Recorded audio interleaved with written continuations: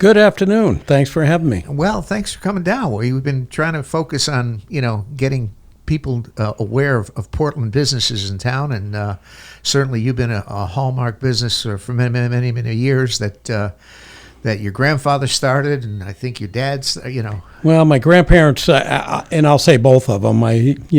My grandfather was really the brains, was the brawn, and my grandmother was the brains. So, without the two of them, it wouldn't have been anything. So it was really a team effort. So if it was just my grandfather, it probably would have crashed and burned. But my grandmother kept everybody pretty well grounded, and that was 80 years ago. Yeah, there you go. Well, the old saying is, behind every great man, there's a great woman. Absolutely. So fantastic. So how long have you been, at the helm now for?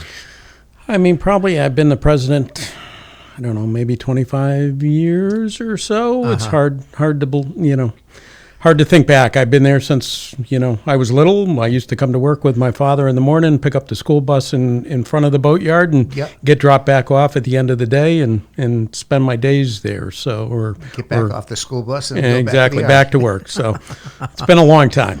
So tell me, what, I know you have Portland. You also have Old Sabre? We have our main office here in Portland, which is the marina, which sells boats, services boats. We have a large ship store there. And then we have a sales location in Norwalk, Connecticut, another sales location in Warwick, Rhode Island.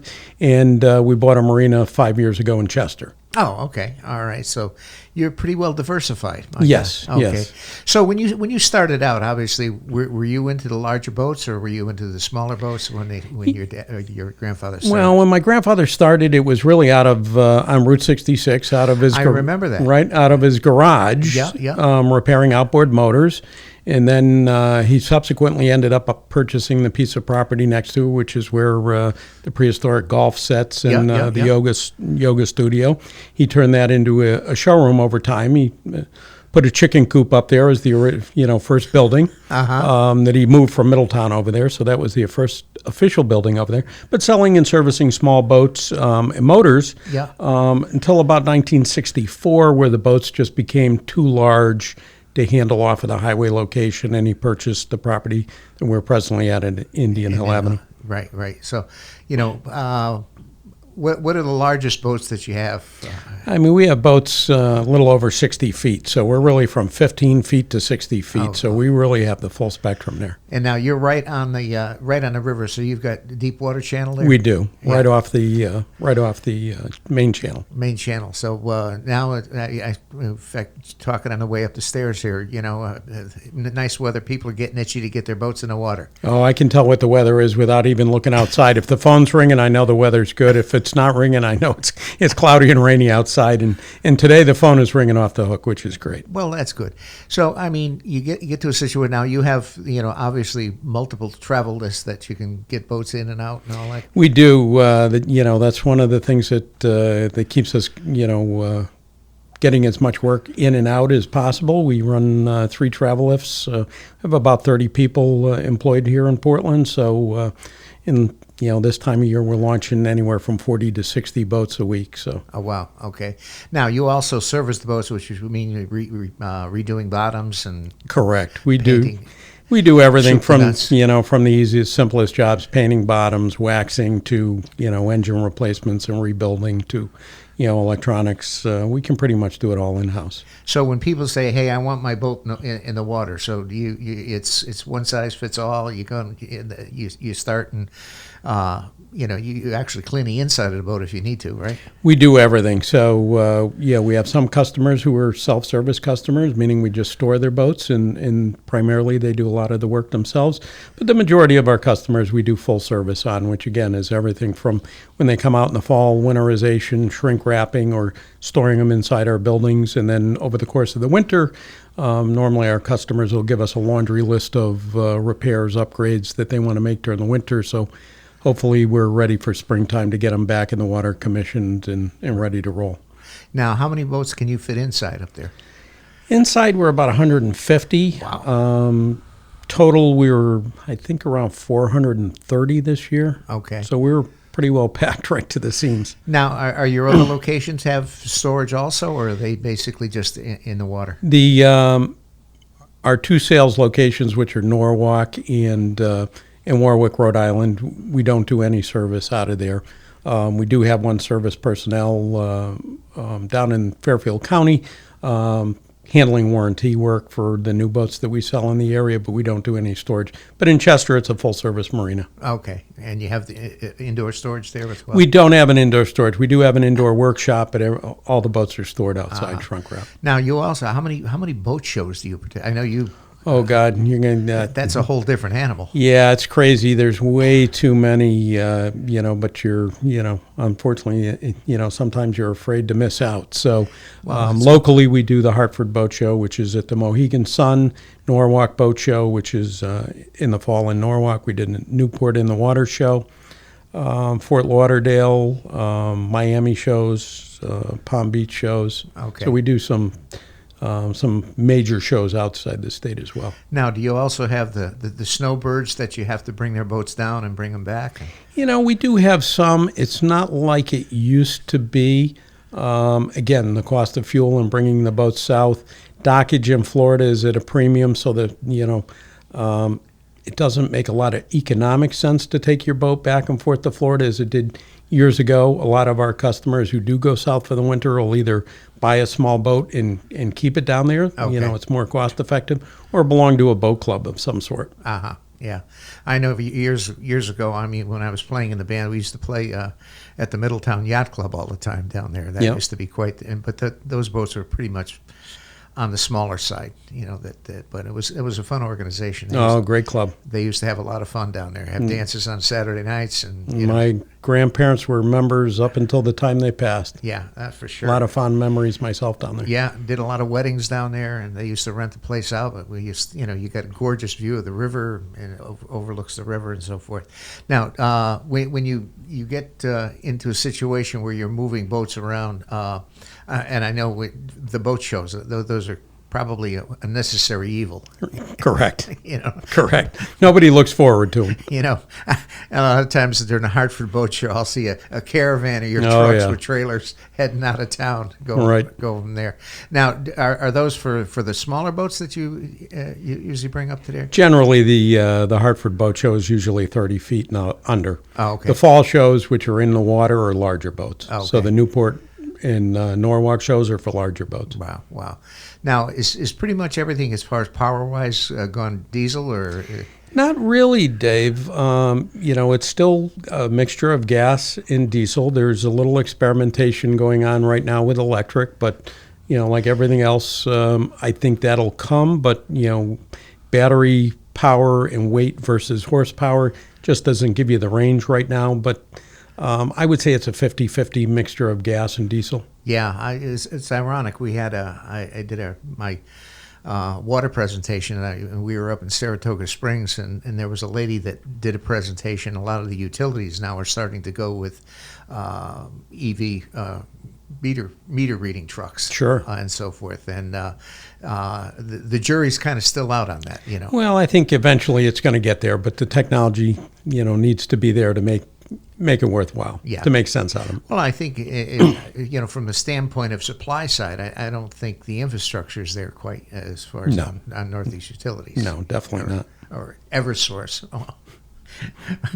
Northeast Utilities, remember? It's CLMP, but prior to that. Oh, my God. Connecticut Light and Power. Oh, my God. And now we're dating ourselves. Yeah, tell me about it. Tell me about it. And so I mean, obviously, with boats that do people, frequent when they come down and frequent, you have a lot of people that just like to sit on their boats, or they, with the cost of fuel, has that hampered people going out? It's changed a little bit, with time. It used to be years ago, we'd sell a lot of big boats, and people would either spend their weekends on them traveling, or they'd use them as summer cottages. But, today everybody's so darn busy, right? Yes. Their kids have a million activities, which go year round, whether sports that go year round. So we're seeing even larger boats. The styles of them have changed, where there's not as much overnighting on them, whereas it's 2:00 on Sunday afternoon and we have, 6 hours to kill. We'll go out for the day on these boats and come back. So there's kind of this resurgence of day boating. Okay. bring family and friends out, but not necessarily spend the entire weekend on them. There's still a lot of it, but the market is changing as people's times are changing. Now, do people go out to Block and Martha's Vineyard quite a bit on your Oh, boats?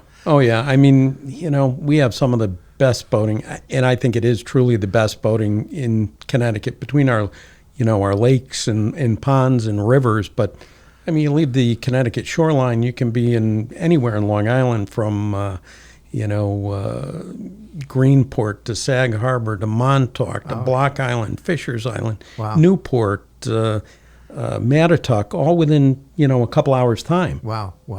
Well, fun fact, as far as Portland has the longest riverfront footage on the Connecticut River. It sure does. We have over 15 points. Yeah, 15 miles of waterfront for our small town. Yeah. And a lot of twists and turns. Yes, it's the big bend in the river. Right. For sure. So you get that, but you have a lot of people that will you have, for smaller boats, do you have people to launch their smaller boats on trailers? We don't have a launch ramp down there, and I think that's one thing we've discussed in town for a number of years. Is it'd be nice to have a public launch ramp. Portland Boat Works has a ramp, and Burn-On over there has a ramp, but we don't. Okay. We did years ago, and unfortunately, we needed the riverfront, so we built docks in front of it. Well, you got to do what makes the money. That's where the business is. I obviously now.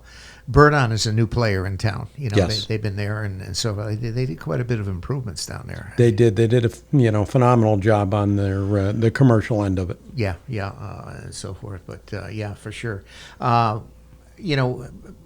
Ballparking price range. We're I know it's like buying a car. I mean, you can go from $20,000 to $400,000 and up. Where's that lie? I mean, in new boats, depending on what you're looking for, we can get you into a nice, smaller deck boat like a, 18, 20 footer or a pontoon boat starting, 50, 60,000. And our boats go all the, up to 5 million. Hello, people of the internet and YouTube. Thank you very much for clicking on our link. On today's walkthrough video, we're going to be highlighting our brand new 2025 EdgeWater 262cc. It just got delivered to Portland a couple of weeks ago, and I was up there for our annual open house and boat show and made a walkthrough video, but I figured I would re-upload it on here so everyone can see it. Okay, let's start the walkthrough of this EdgeWater 262cc. It's a 2025. We just got it in about a week ago. It is pewter gray with a pewter gray bottom and a white rub rail with a stainless steel insert. Twin 200s on this boat, so it'll be cruising in the high 30s and wide open, just about 50 miles an hour. This boat has Seakeeper Ride, you can see there with the trim tabs. Oh, okay. Well, pontoon boats are quite popular. Oh, they're really, they're really quite the rave right now. They're very practical. You can bring a dozen people out there. It's 100% usable space. Yeah. You can bring your dog. You can swim off them, fish off of them. Like I say, bring a dozen people. They're comfortable. Yeah, and you don't need a whole lot. And they're not like the pontoon boats of the old days that just putt along. Some of these things go pretty darn fast. Yeah, well, if you go out Lake Pocatello, there's quite a lot of pontoon boats out there for crying out loud. But they're nice party boats. I mean, you can go out there, sit down there. And again, you can bring a dozen family and friends and you don't feel like you're on top of each other. Right. Now, I know for years, I grew up and, obviously I retired for the town after 50 years, but I know one of the guys that when I started working for the town was Joe Cypherman, and he used to run the training. Him and Rob used to run the training. What is it? Where they train boaters. Oh yeah, they did for the Power Squadron. The Power Squadron, right? Yeah. Robbie and Joe did a lot of training for the Power Squadron. They were very active in that. Yeah, and obviously. Do you recommend people buying the boat? Is there some type of training course that you boating safety obviously is paramount. You're required to get a safe boating certificate, which is really an 8-hour course. That's required by law, so you need that. But beyond that, the Coast Guard Auxiliary and the Power Squadrons do a phenomenal job training, and a lot of it is in plotting courses and things of that nature. So you're not relying on 100% of electronics, which could at some point fail. A lot of additional safety safety information. Yeah, yeah. Well, how vigilant now is Coast Guard? Does Coast Guard come up the river much, or? They don't. No. They don't. They come up to service the buoys, but they're really not patrolling. So really patrolling is the DEP and, the local police departments. Mm-hmm.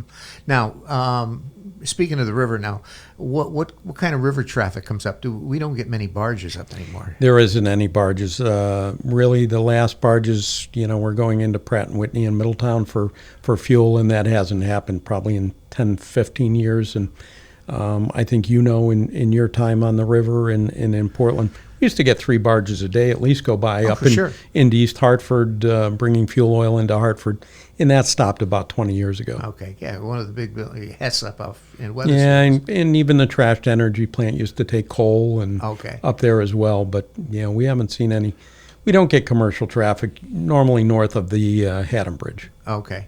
And speaking of the Haddam Bridge, now they're retrofitting it. Somebody posted on Facebook it took them a year to build the Haddam Bridge, and it's been over 3 years. Well, it's kind of crazy. I was the chairman of the bridge committee for the Middlesex County Chamber of Commerce because of concerns of river traffic. The inability to open and close. So.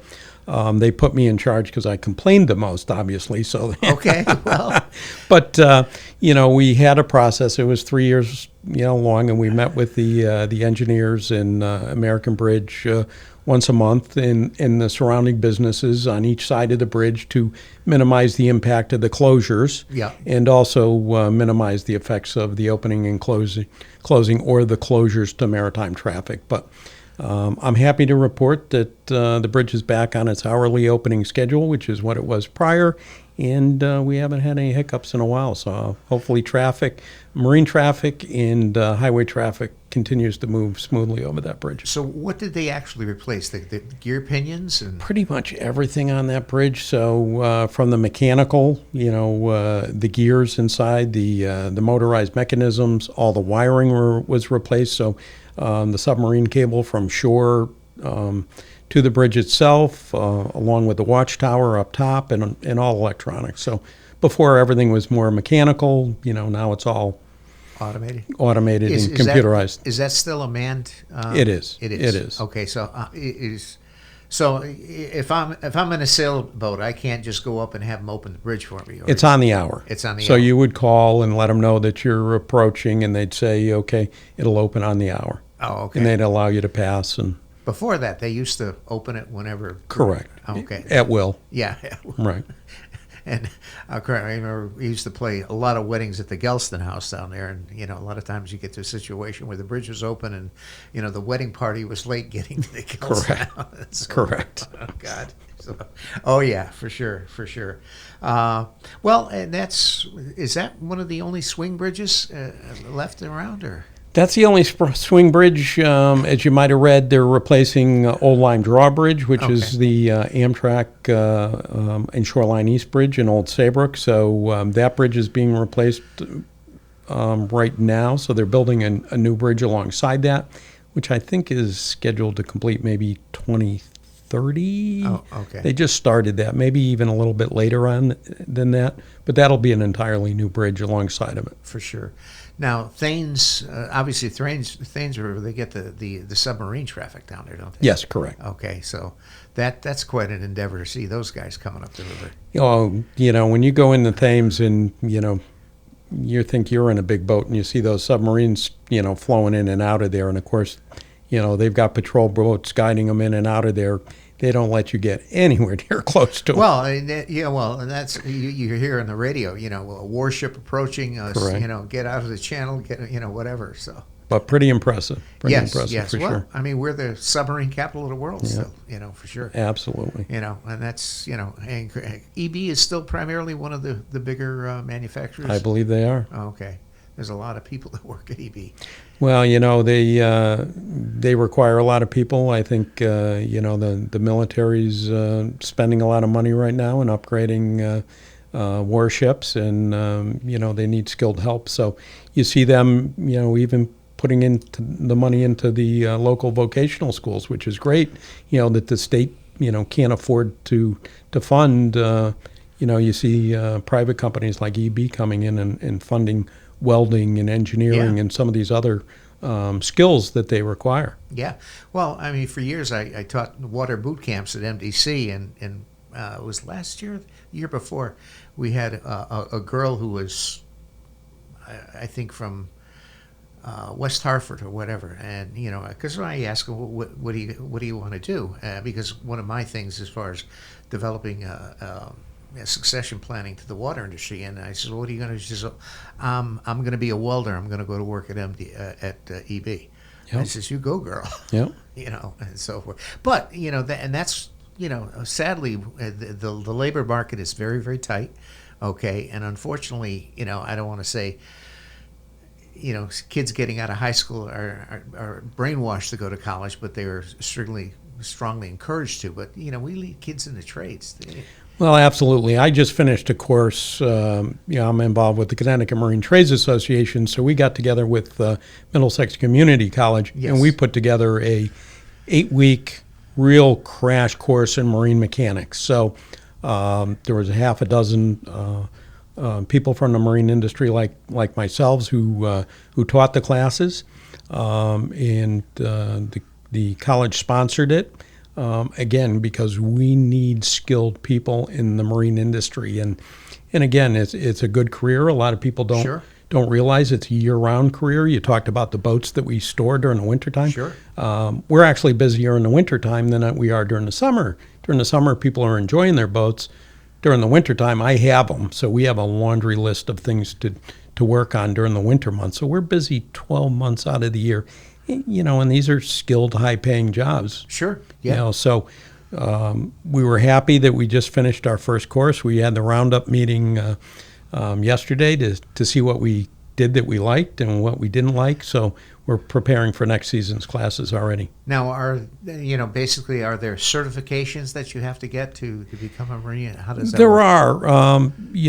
We send our people out for most of their certifications by engine manufacturers or skills. So again, during the winter months, our people are, they're in Laconia or out in Wisconsin or in Georgia or in Florida for a week at a time, taking courses, hands-on courses. And then, of course, during the year, we do a lot of online training as well. Sure. So a lot of our manufacturers have online training, which may be ongoing or prerequisites for the in-person training. Right. Now, going back, obviously, how did COVID affect your industry? Well, it was kind of crazy, Dave. When COVID first hit, we didn't know what to expect. Of course, I think it was in December or January that we first heard about COVID. We we're working into the Hartford Boat Show, and then we decided, we've got to cancel the Hartford Boat Show. We just can't figure out a way to safely get people in and out and masked and all that. We were supposed to have our 75th anniversary. We had a party all planned, and we pulled the plug on that a week before. Right. But when it hit, I was sitting on a lot of new boat inventory. And my brother, who's my partner and sales manager, I looked at him and I said, Ken, this is going to be like 2008. I said, when the bottom fell out. When the bottom fell out, I said, we get people walking in the door, just make these things disappear. Yeah. And that happened for about 3 weeks. And I look back and I go, God, those boats that we gave away in the first 3 weeks. And then after that, we started, doing video walkthroughs and inviting people in for personal tours and things of that nature, doing things in a different way. And then we realized, all of a sudden we're just swamped. Yeah. Because people are at home. Now their kids are home. They don't have all those activities. What are they going to do? And what better thing to do than go boating? Yeah. And I mean, it wasn't for these people what they wanted to buy. It was what was available to buy at that particular time. Wow. So it was just crazy. I mean, I never would have guessed in a million years that that COVID would have pushed the needle. And what it did was it got another generation into boating. Sure. I'm big into, looking at, trends and for the previous years, we were looking at the next demographic. What is the next demographic to sell to? Because our generation of boaters was dying out. Okay. So were we looking at Orientals? Were we looking at Hispanics? What was the next demographic that we had to target to get into boating? And all of a sudden, here we are. And, we get this COVID, and everybody wants to get boating. It's a whole new ballgame for sure. So it was a boom for us. Our challenge now is to keep those people engaged and keep them into boating. Sure. Right? Absolutely. So that's our challenge right now. Well, Bob, that's what it's all about. And, it keeps the doors open and keeps the cash register ringing. Now, when you're dealing in new boat, do you deal directly with the manufacturers, or are there manufacturer shows that you guys go to attend? No, for the most part, we're dealing with the manufacturers. So we're ordering inventory boats. A lot of our larger boats are custom-built boats. So we just had one roll in the other day that's, nearing $2 million that a customer started the build process on a year and a half ago. We had a lot of custom features on it. So, and that will work with the manufacturer and the customer and go through the build process. And then some of our other boats are pretty much cookie cutter, go through the list and check off what options and colors you want and get them ordered in. Right. But we do have a lot of in-stock inventory. Well, as far as power plants go, you've got, obviously your outdrives and your inboards. And outboards are big again. It's crazy. My grandfather, if he had thought, he started out in the outboard business, and that kind of, as the boats got bigger, they just couldn't make outboards big enough. Now, we're selling these huge boats with 2, 3, 4, 5 outboards on the back and, up to 600 horsepower apiece. Yeah. My grandfather would roll over, scratching his head going, what the heck is going on? Now, when you have a boat with like 5 outboards, do they have one central fuel supply on Correct. it? Okay. For the most part. It's not like, fill in the jug on No, for the most part, everything has a single tank. Some may have 2. Okay. But for the most part, they're single tank. I can remember we had a fishing boat with a Johnson, with a 10-horse Johnson on it. I remember filling the tank. Oh, probably burned fuel like crazy too. Oh my gosh, unbelievable. Well, and mixing oil with it. Yes, right? Yeah, for sure. But that's the way it was. But you've got obviously Johnson's been around, is still around, correct? Actually, Johnson, of all the darn things, it's hard to believe that Johnson Evinrude was shut down, I think about 3 years ago now. Uh-huh. And that was a standard in the industry. I mean, my grandfather, that was his whole goal in life. You would have thought he won the lottery when he got the Evinrude outboard franchise. Yeah. I mean, that was probably the happiest day in his life when he got it. And if he knew today that they were out of business, he'd cry. Right. But again, they just didn't invest in new technology as some of the other manufacturers did. You get big and you get complacent. Exactly. So when you get to a point where obviously manufacturing, have you noticed a supply chain issue with any of your stuff? Or? We did during COVID for sure, where certain things weren't available. A lot of stuff was, in container ships somewhere offshore that hadn't landed yet. Not so much right now. I think inventory is pretty good. There was some scare that a lot of our stainless comes out of Canada, and that would be affected by tariffs and things of that nature. But we really haven't noticed anything really in the last couple of years. Okay. During the COVID years, everything was a scarcity. Yeah, well, that's. I mean, they were shipping boats without toilets. You'd get a boat and wouldn't have a toilet because they couldn't get a $500 toilet in a $500,000 boat. Unbelievable. Well, I've been experiencing tariff issues here. Most of my clientele is beginner entry level, and a lot of stuff comes from China or whatever, and I've experiencing quite a bit of that now. But it's starting to level out a little bit better. But and everybody's kind of dancing around. Well, do we eat it? Do we But ultimately, the prices go up and whatever. And you do what you need to do. That's it. Right. For sure. So anyway, Bob, thank you for coming down. I appreciate. Well, thanks for having me. Anything else you want to touch on? What's the next boat show coming up? So?